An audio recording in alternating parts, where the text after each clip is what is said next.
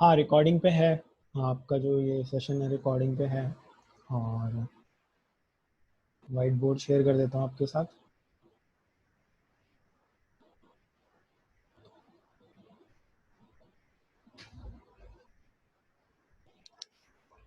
एक मिनट।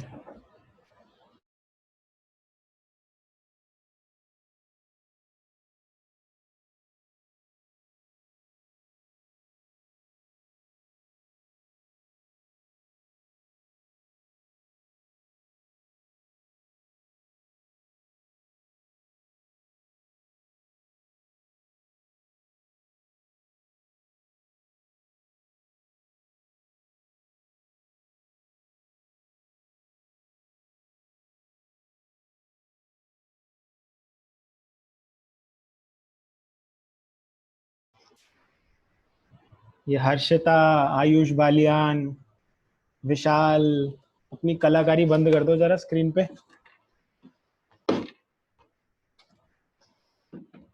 आपको ब्लॉक कर दूं क्या सबको?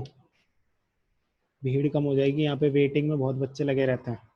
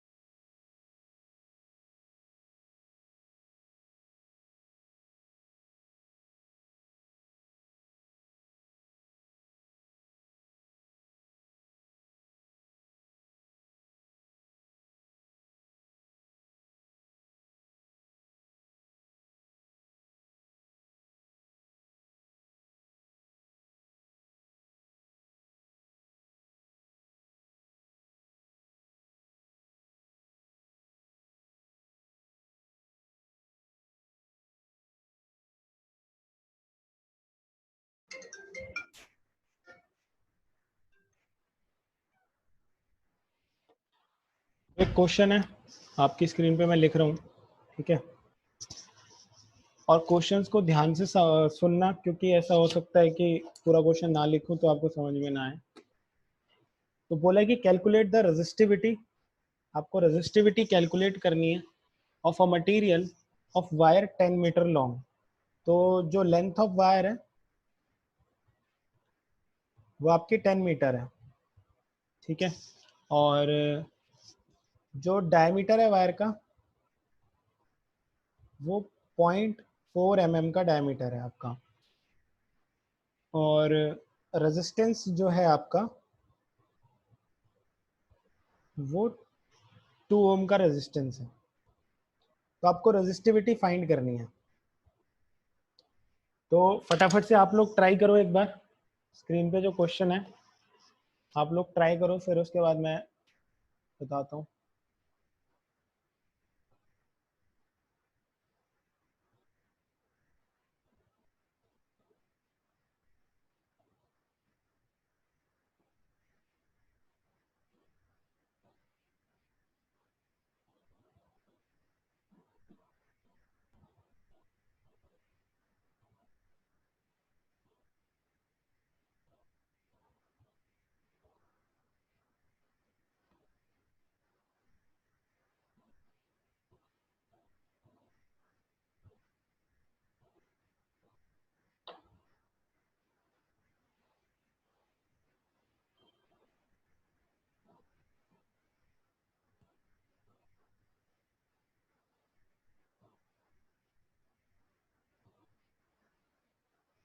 फाइव फाइव नहीं आ रहा। रेजिस्टिविटी आपकी आ रही है यहाँ पे 2.1513 इंटू 10⁻⁻⁻8 ओम मीटर।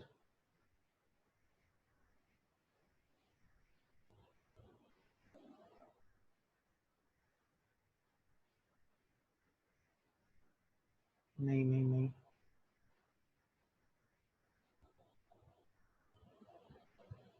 देखो R is equal to rho L by A, ठीक है, इतना तो आपको पता है। आपको क्या फाइंड करनी है, रेजिस्टिविटी, तो वो होगी R into A by L. अब R तो आपका दिया हुआ है, ए को आपको स्प्लिट करना है पाई आर स्क्वायर में, अपॉन में एल, तो रेजिस्टेंस है आपका 2, ठीक है। अब पाई तो पाई रहेगा, आर स्क्वायर यानी आपको 0.4 अपॉन 2, ठीक है, ये आपको स्क्वायर करना है। और आपको मिलीमीटर को भी सेंटीमीटर में चेंज करना है, ठीक है, तो आप मिलीमीटर को भी सेंटीमीटर में चेंज करोगे, तो 10 का स्क्वायर आप यहाँ पे करोगे। और उसके बाद आपकी लेंथ जो है, या तो आप सेंटीमीटर में कर लो या आप मिलीमीटर को आप इंटू 10⁻³ मीटर स्क्वायर में कर लो, चलो। और आपका लेंथ ऑफ द वायर जो है वो आपका 10 मीटर है। यही कैलकुलेशन किया आपने? हाँ, पाई आर स्क्वायर ही तो किया है, पाई का थोड़ी ना स्क्वायर करूंगा, आर स्क्वायर करूंगा, तो आर है मेरा 0.4/2, तो 0.4 का स्क्वायर अपॉन 2 का स्क्वायर, और इसको मैंने मीटर में चेंज किया है, तो 10⁻³ का स्क्वायर।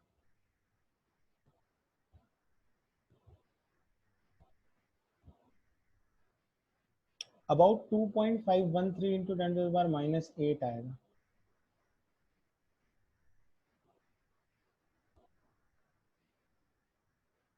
ये -3 हो जाएगा।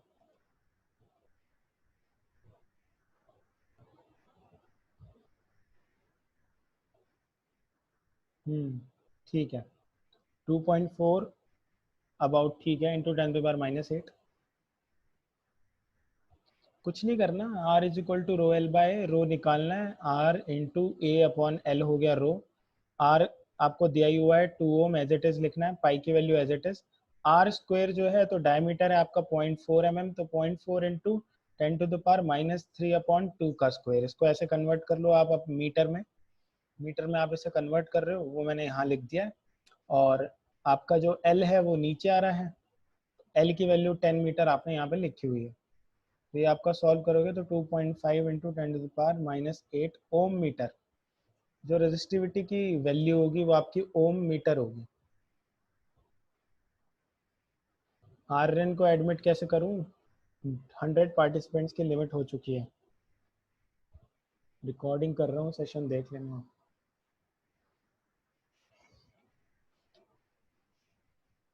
अगला क्वेश्चन एक और आपको दे रहा हूँ। आपको इलेक्ट्रिकल कंडक्टिविटी कैलकुलेट करनी है, calculate electrical conductivity of material of conductor. Conductor की लेंथ है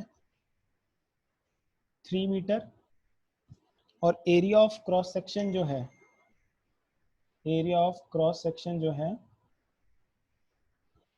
वो है आपका 0.02 मिलीमीटर स्क्वायर, और रेजिस्टेंस जो है आपका वो है 2 ओम। तो आपको कंडक्टिविटी फाइंड करनी है, यानी आपको सिग्मा फाइंड आउट करना है। एक बार कैलकुलेट करो।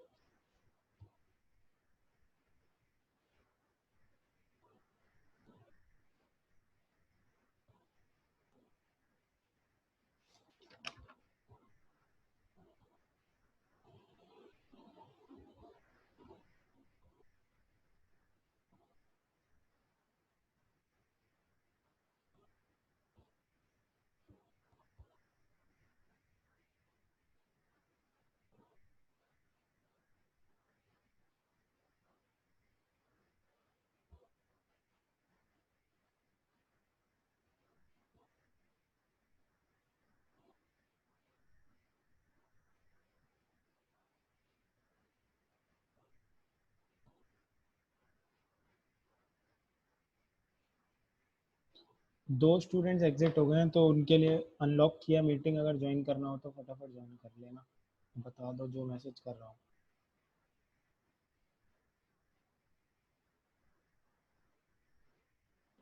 13.3, नहीं भाई 13.3 तो नहीं आ रहा।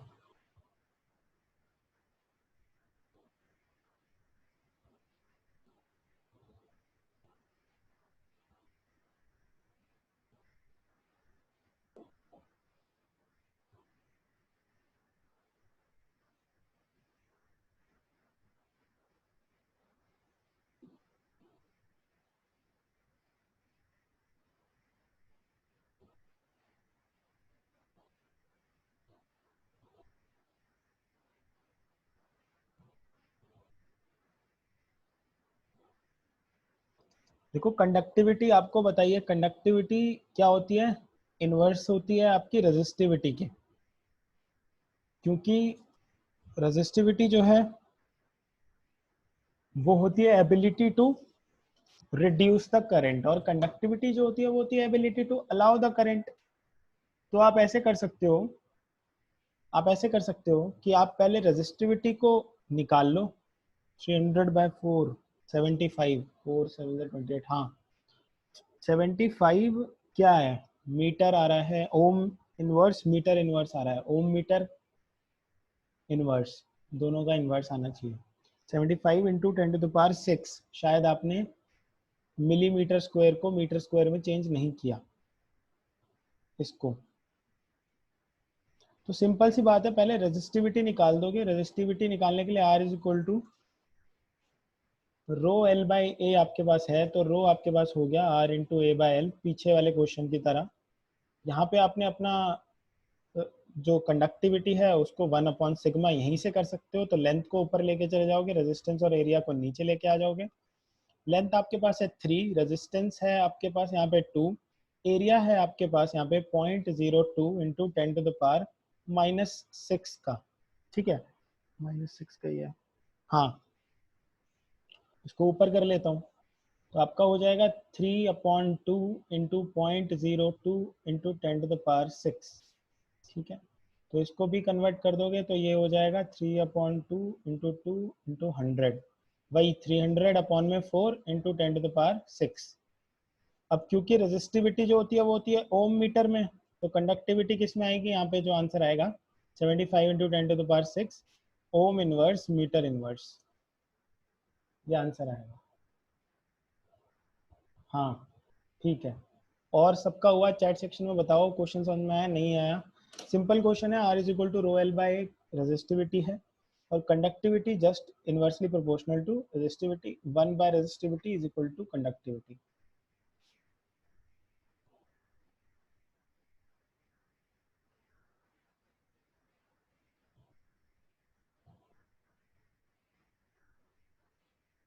नहीं समझ में आया,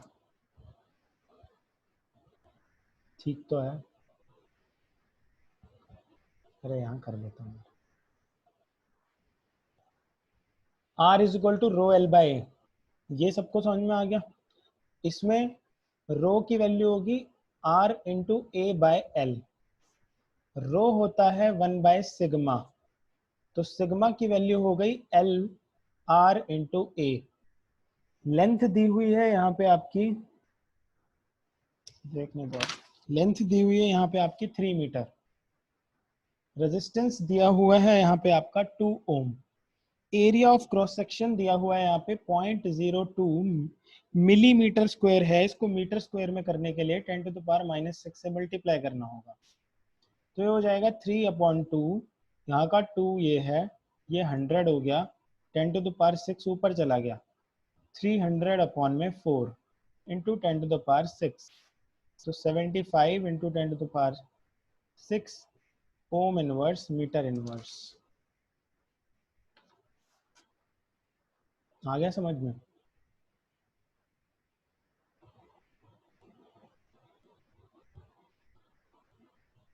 हाँ ठीक है,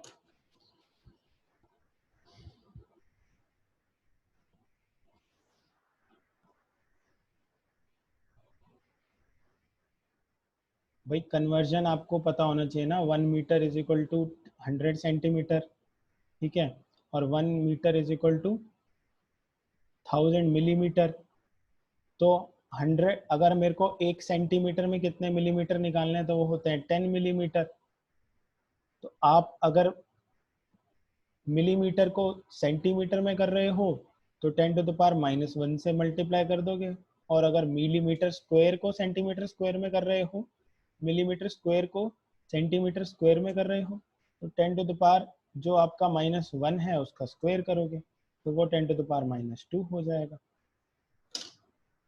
ये है मिलीमीटर को सेंटीमीटर में करने के लिए, जबकि मेजरली आपको मिलीमीटर को मीटर में ही करना होता है, तो 1 millimetre is equal to 10⁻³ metre होता है, तो ये यूनिट कन्वर्जन तो आपको ध्यान में रखना होगा इन क्वेश्चंस के लिए, क्योंकि अगर यूनिट सेम दे देंगे तो क्वेश्चन में कुछ रह ही नहीं जाएगा कंप्लीट करने के लिए। तो इसलिए यूनिट्स हमेशा अलग आती है, सेंटीमीटर में आ रही होगी, मिलीमीटर में आ रही होगी, उसको मीटर में करके ही देना होगा। एक और इंटरेस्टिंग क्वेश्चन आपको देता हूँ, इसको थोड़ा ध्यान से करना। इसमें एक शॉर्टकट भी बताऊंगा आपको और एक कॉन्सेप्ट भी बताऊंगा।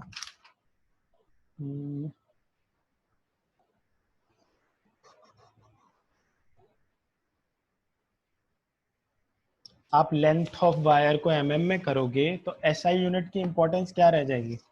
हमने ये पढ़ा है ना कि आंसर को हमें एसआई यूनिट में लिखना होता है, और लेंथ की जो एसआई यूनिट है वो हमारी क्या है? मीटर। तो इसलिए मीटर में करो, आप मिलीमीटर में क्यों करोगे? ऐसे तो कोई किलोमीटर में दे देगा आंसर, तो गलत हो जाएगा ना। एसआई यूनिट में आपको आंसर देना है। रेजिस्टेंस का आपने ओम में देना है, माइक्रो ओम, मिली ओम, मेगा ओम में नहीं देना। लेंथ का आपने मीटर में देना है, सेंटीमीटर मिलीमीटर में नहीं देना, ठीक है। और टाइम का आपने सेकंड्स में देना है अगर एसआई यूनिट में पूछा गया, और जैसे किलोवाट आवर में पूछा गया तो आर में देना है। तो एसआई यूनिट्स का ध्यान रखना होता है। तो आपका जो क्वेश्चन है कि can we not convert length of wire into mm, तो लेंथ ऑफ वायर को आप एमएम में कन्वर्ट कर सकते हो, that is not wrong, but ultimately metre में आंसर दोगे तो that is more acceptable rather than आपका मिलीमीटर में। एक क्वेश्चन है, एक वायर थी हमारे पास, इसका रेजिस्टेंस था 10 ओम, ठीक है, और इसको स्ट्रेच किया और इसको ओरिजिनल लेंथ से थ्राइस कर दिया, थ्राइस ऑफ ओरिजिनल लेंथ। तो कह रहा है what will be new resistivity, new resistivity क्या होगी और न्यू रेजिस्टेंस क्या होगा। बहुत अच्छा क्वेश्चन है। तो ये दोनों चीजें आपने पता लगानी है। टाइम दे रहा हूं 5 मिनट, ट्राई करो।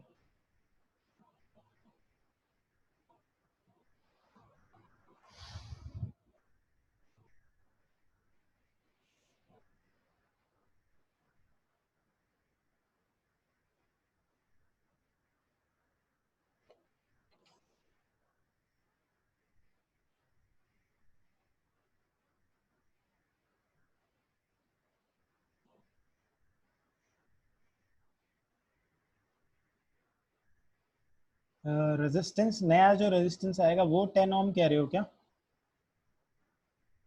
न्यू रेजिस्टेंस जो आएगा वो 10 ओम कह रहे हो क्या? इनिशियल रेजिस्टेंस 10 ओम है, न्यू रेजिस्टेंस नहीं, 90 आ रहा है, 90, 30 नहीं आ रहा, 90 आ रहा है। आपने क्या गड़बड़ की है मैं बता रहा हूँ, आपने लेंथ तो चेंज कर दी है। अब देखना इस वायर का एरिया भी, अगर मैं एक वायर है मेरे पास, लेट्स से वायर पता नहीं कहाँ है, कोई भी मान लो ये वायर है, अब इसको स्ट्रेच कर दूंगा, अगर इतनी लंबी हो जाएगी ये, तो भाई स्ट्रेच करने पे लेंथ तो बढ़ेगी, इसका एरिया भी तो घटेगा, उस पर मैं बात करने वाला हूँ।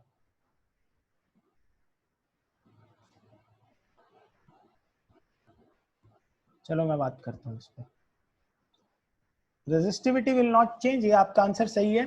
देखो वायर जो स्ट्रेच की है वो पहले, अगर उसका मटेरियल नहीं बताया हमें, तो लेट्स से पहले वो कॉपर की थी, तो स्ट्रेच करने के बाद भी तो कॉपर की रहेगी, रेजिस्टिविटी तो चेंज नहीं होगी, क्योंकि रेजिस्टिविटी किस पे डिपेंड करती है? वायर के मटेरियल पे। मटेरियल चेंज किया है क्या मैंने खींचने पे? नहीं। अगर मैं रबड़ को स्ट्रेच कर दूं तो मटेरियल चेंज हो जाता है क्या? नहीं चेंज होता। तो मटेरियल चेंज नहीं हुआ तो resistivity not change. Resistivity will change only when you are changing the material of the wire. Until and unless you are not changing the material of the wire, the resistivity will not have any kind of impact due to the change in length and area. एक बात हो गई। तो यहाँ पे हम लोग लिख लेते हैं कि resistivity will not change, ठीक है। अब हमें बात करनी है रेजिस्टेंस की, कि रेजिस्टेंस में क्या फर्क आएगा। 9R नहीं आ रहा, 90 आ रहा है, 9R, हाँ 9R ठीक आ रहा है, 9R कह रहा है ना, हाँ 9 इंटू 10 90 ओम, ठीक आ रहा है, ठीक आ रहा है। तो देखो आपको एक बात समझानी थी कि वायर का अगर हम एक बड़ा रूप देखें तो वायर की शेप किस तरीके से होती है, सिलेंड्रिकल शेप होती है वायर की, सिलेंड्रिकल शेप होती है, इस तरीके से वायर की शेप होती है, ठीक है। अब ये जो सिलेंडर होता है इसका फिक्स्ड वॉल्यूम होता है, ध्यान से समझना, अभी देखता हूँ चैट में आपका क्या डाउट है। वायर का वॉल्यूम फिक्स होता है और वॉल्यूम किसका प्रोडक्ट होता है, एरिया और लेंथ का।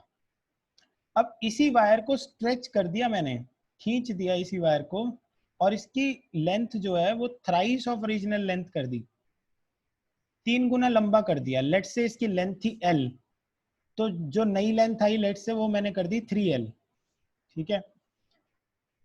तो एरिया भी तो घट गया होगा ना, ये जो इतनी मोटी है ये स्ट्रेच करने में पतली हो गई होगी, तो एरिया भी घटेगा। तो वायर का वॉल्यूम चेंज होता है क्या उसका स्ट्रेच करने में या उसको कंप्रेस करने में? वॉल्यूम चेंज नहीं होता, वॉल्यूम डजंट चेंज। जब तक कि आप वायर में कुछ ऐड नहीं कर रहे, वायर से कुछ कम नहीं कर रहे, वॉल्यूम चेंज नहीं होता।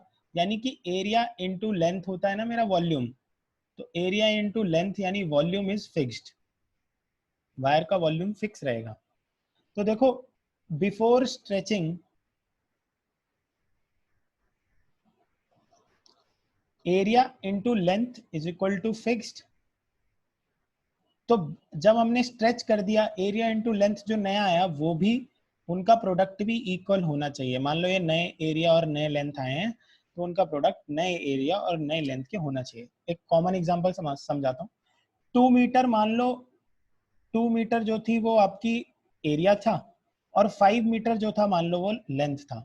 तो अगर मैंने खींच दिया वायर, सॉरी मैंने वायर को कंप्रेस कर दिया, तो मान लो एरिया 5 हो गया तो लेंथ को 2 होना पड़ेगा, यानी प्रोडक्ट जो वॉल्यूम अल्टीमेटली आना चाहिए वो सेम ही आना चाहिए, वॉल्यूम सेम आना चाहिए। यानी A into L should be equal to A dash into L dash. इससे क्या पता चलता है, आपका क्या होता है, R is equal to rho L by A. ये मेरा अगर पुराना है तो नया क्या होना चाहिए, R dash is equal to rho L dash by A dash, ये नया होना चाहिए।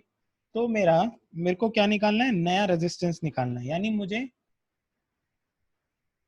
R डैश अपॉन R निकालना है, R डैश अपॉन R निकालना है। तो वो क्या होना चाहिए, rho L dash upon A dash into rho L upon ए।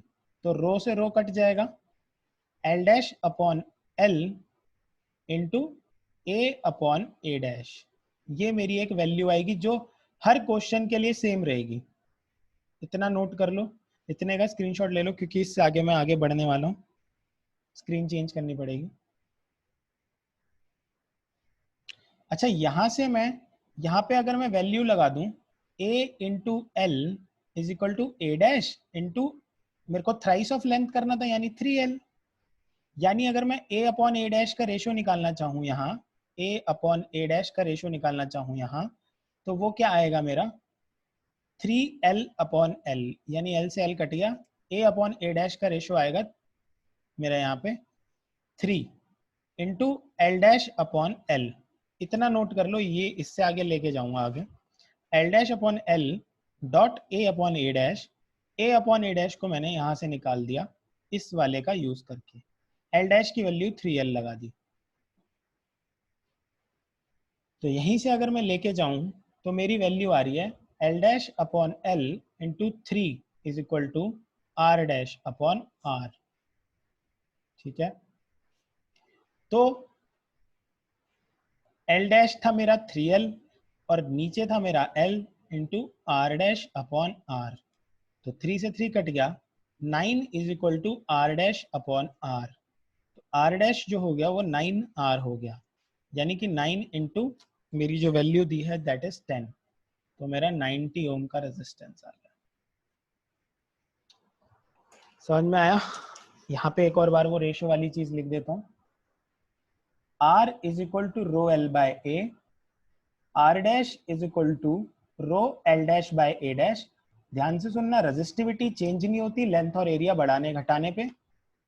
नए रेजिस्टेंस अपॉन पुराने रेजिस्टेंस का रेशियो होगा रो L dash upon A dash, rho L A ऊपर चला जाएगा, रो से रो कटेगा, एल सॉरी ये एल है, रो से रो कटेगा L dash upon L into A upon A dash. L dash upon L की वैल्यू मुझे वहां से पता लगी जहां पे मैं A L is equal to A dash L dash कर रहा था। यहाँ पे एल डैश जो था वो 3l था, तो A L is equal to A dash into 3l। तो मेरा जो a अपॉन ए डैश आ रहा था यहाँ से, वो l यहाँ पे जाके 3 आ रहा था। 2 बार समझा दिया मैंने आपको, ठीक है। तो आई होप आपको समझ में आ जाना चाहिए, थोड़ा सा कॉम्प्लेक्स है। नहीं, एरिया सेम कहाँ रह रहा है, एरिया तो चेंज हो जा रहा है, एरिया तो चेंज हो जा रहा है, एरिया सेम नहीं रह रहा। एरिया इंटू लेंथ का जो प्रोडक्ट है वो सेम रह रहा है। ये थोड़ा सा आपको इमेजिन करना पड़ेगा। मेरे पास एक लेंथ वायर है, ठीक है, मैं उस वायर, लेट्स से मेरे पास एक वायर है ये, ठीक है। अब इस वायर को मैं एक्सपेंड करना चाहता हूँ, खींचना चाहता हूँ। अगर मैं इसको इतना खींच दूंगा तो लेंथ तो बढ़ जाएगी इसकी, लेकिन एरिया घट जाएगा। जो यहाँ का एरिया है, ये वाली अगर डबल है, इसको खींच दूंगा तो सिंगल हो गई। तो ये जो क्रॉस सेक्शनल एरिया है इसका, ये जो एरिया आता है यहाँ पे टिप पे, जो एरिया आता है वो घट जाएगा। ये चीज है, इसको आप रिकॉर्डिंग में दोबारा से समझ लेना, क्योंकि ये समझ में तभी आएगा जब आप पेन पेपर पे लेके इस क्वेश्चन को प्रैक्टिस करोगे। इसका स्क्रीनशॉट ले लो, यहाँ से स्क्रीनशॉट ले लो, और मैं अगले पेज पे भी आपको स्क्रीनशॉट लेने के लिए 1 मिनट दे दूंगा, तो यहाँ पे स्क्रीनशॉट ले लो।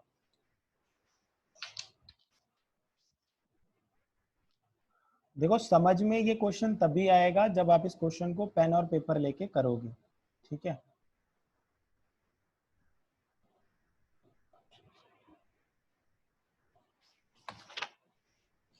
एक क्वेश्चन ये है, अगले वाले का स्क्रीनशॉट भी आप ले लो।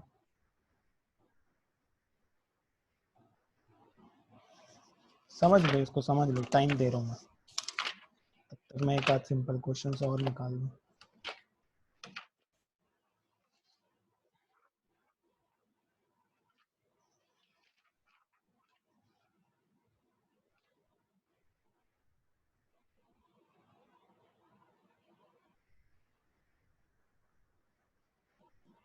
ठीक है,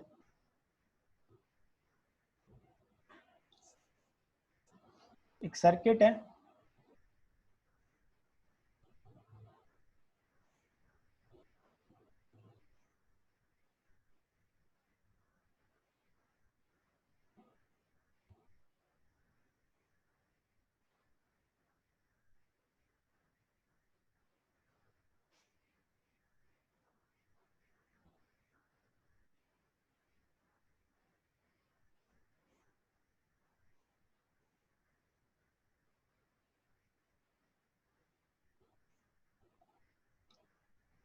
इक्विवेलेंट रेजिस्टेंस ऑफ सर्किट। आपको इक्विवेलेंट रेजिस्टेंस निकालना, क्या होगा?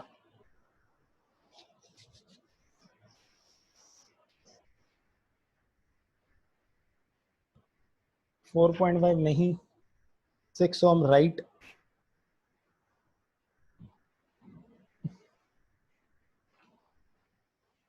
और बोलो, और बोलो।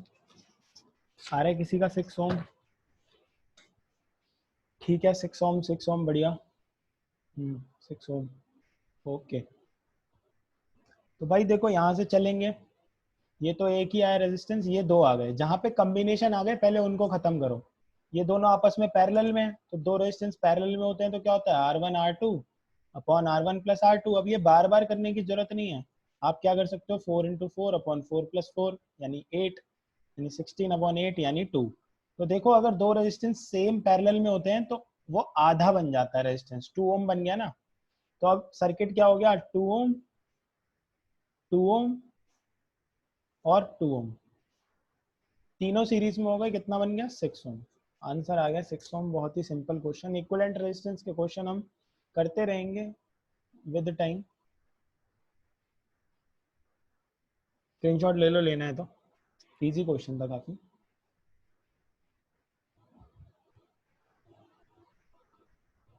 ठीक है, तो क्वेश्चन तो हम लोग इतने ही कर रहे हैं आज, ज़्यादा क्वेश्चन नहीं कर रहे, 4 से 5 क्वेश्चन, क्योंकि अलग अलग तरीके के कॉन्सेप्ट है सब में, तो रिकॉर्डिंग देख के आपको थोड़ा सा टाइम चाहिए होगा चीज़ों को समझने के लिए। अब आप इसके क्वेश्चंस ज़्यादा से ज़्यादा करना, जो लेंथ एरिया वाले क्वेश्चंस हैं वो मैं आपको दूंगा।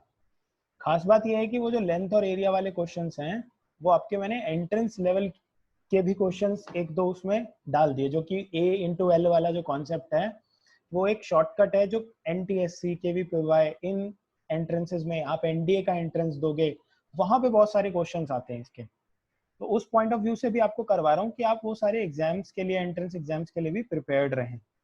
इसके साथ साथ आप में से काफी लोगों ने रिकॉर्डिंग नहीं देखी है अभी भी।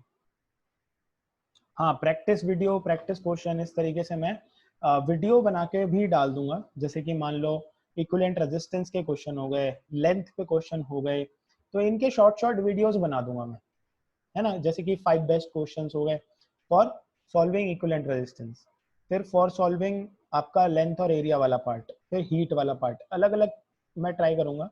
तो आप वीडियोस को रेगुलरली देखो, और ये जो कल का संडे है जो आपकी छुट्टी है, उसमें आप सारे चैप्टर के वीडियो को एक बार, सारी वीडियोस को मतलब 1.5 की स्पीड में फटाफट फटाफट देख लेना, ताकि आपका पूरा चैप्टर रिवाइज हो जाए। ठीक है, राइट, ग्रेट। तो मैं उनको वीडियोस को पब्लिक भी कर दूंगा, ताकि आप वो, अगर आपको लिंक नहीं शेयर हो पाया या पुराने लिंक्स जो हैं वो रह गए, वो देख लेना। न्यूमेरिकल्स के असाइनमेंट्स फॉर्मली नहीं भेजूंगा आपको, ऑलरेडी बहुत सारे असाइनमेंट्स आ रहे हैं, तो वो फॉर्मली भेजूंगा तो फिर आपको और भी ज्यादा बर्डन हो जाएगा। मैं आपको जैसे क्लास में करवा रहा हूँ ना, तो ऐसे ही क्वेश्चंस करा दूंगा और साथ में वीडियो बना दूंगा जहाँ पे 4 क्वेश्चन आपको करने को दे दूंगा। ठीक है, तो फॉर्मली भेजूंगा तो फिर आपको करके सबमिट करना पड़ेगा, और लेकिन ऐसे भेजूंगा तो आप अपनी प्रैक्टिस के लिए कर सकते हो, तो उससे आप पढ़ भी लोगे, जब आपका इंटरेस्ट बनेगा, जब आपका मन कर रहा है उसको करने का, तब आप कर सकते हो बिना बर्डन के। ठीक है, that is all for today session. Bio का भाई बायो वाली मैम से पूछो, फिजिक्स का फिजिक्स वाले सर से, और केमिस्ट्री का केमिस्ट्री वाले सर से। Bye bye, right, and take care, closing the session, have a nice day.